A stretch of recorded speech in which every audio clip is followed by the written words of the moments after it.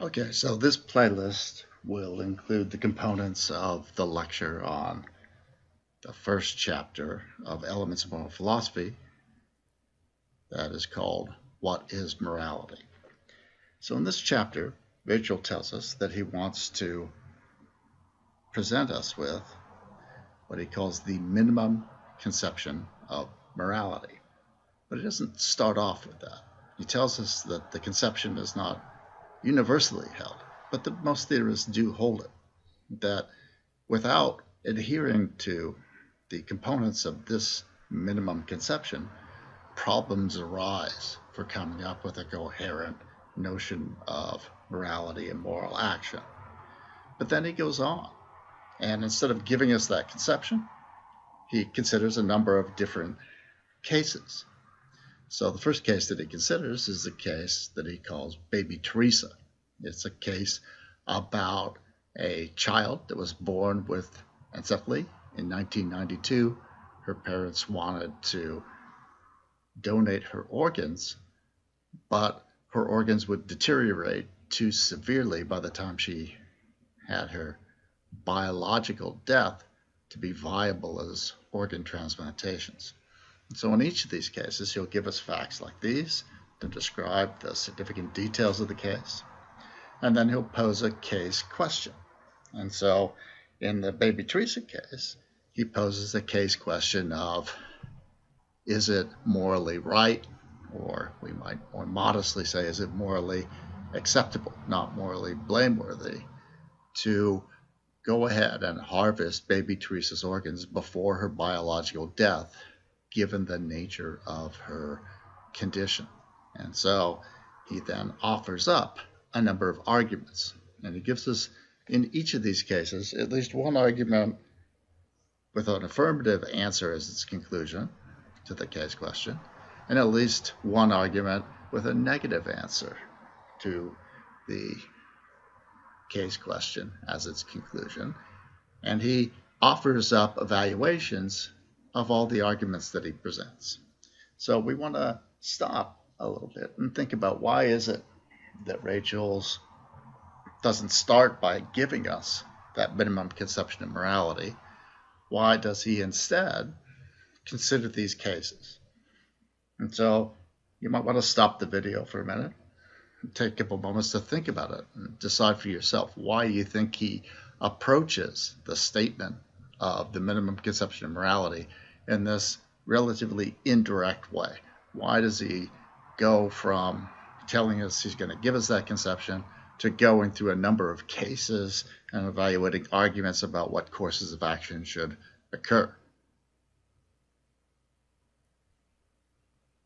So I would suggest that the reason why Rachel approaches the statement of the minimum conception of morality in this way is that he wants us to come to it as a result of seeing moral reasoning, moral practice in action. And he wants us to see that reasoning and practice in action in real world cases, cases that are complex, nuanced, and over which people have significant disagreements.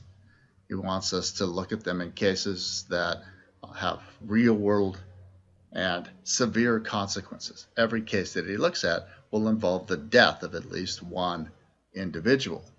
And so he wants to show us that moral reasoning is important, that moral reasoning isn't something that we can just do without, right? And he wants to show us that we can't just rely on intuitive or gut reactions, because we need to have a sense of consensus about what are good or bad reasons, or at least a recognition that the actions that were taken were reasonable. And oftentimes, if we just rely on our gut, our intuitive or our emotional visceral reaction to a situation, we don't really do this. We don't take everything into account.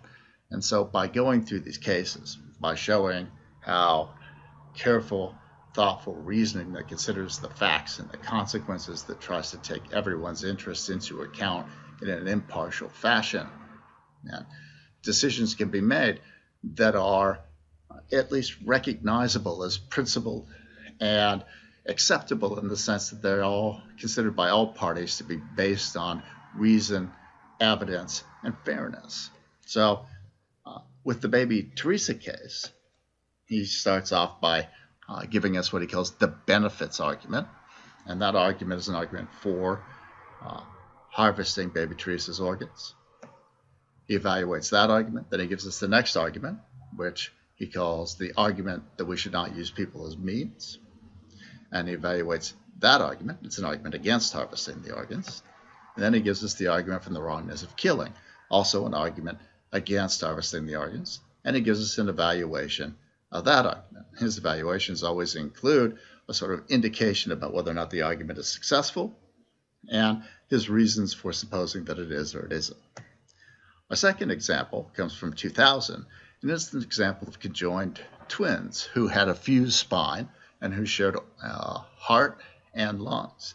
And the parents did not want to allow the hospital to perform an operation to separate them because they thought it was God's will whether or not these fused twins should survive. The hospital, however, determined that the best medical estimate was that both of these twins would die without the operation.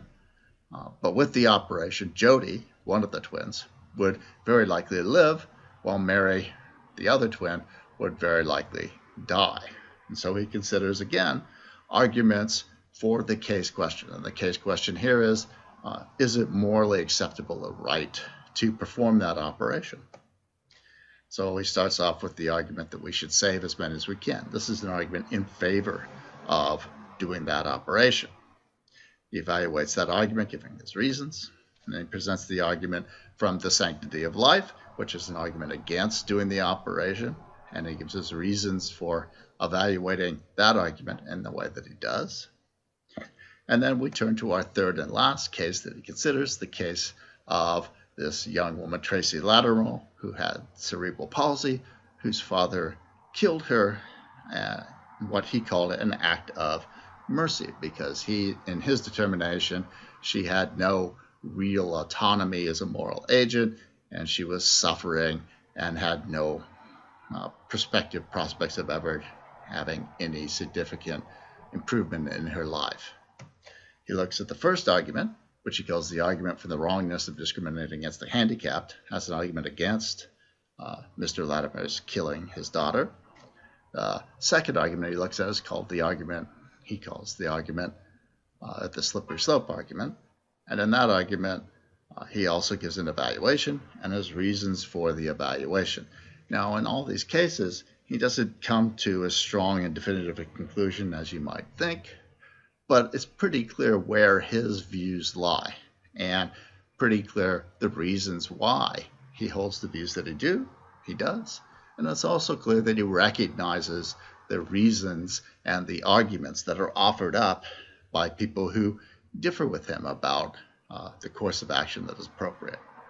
After going through these examples, then he talks about the importance of reason, giving reasons and having reasons, giving arguments in moral discourse, and the importance of considering the interests of all parties that get affected by actions in an impartial fashion. And he gives us a number of reasons why he thinks that's extremely important.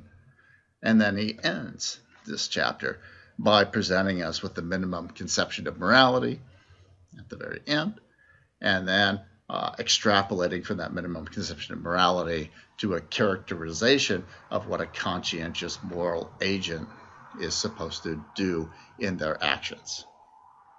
And in the next section, we'll go ahead and start looking at these cases and the arguments for and against the case question answers.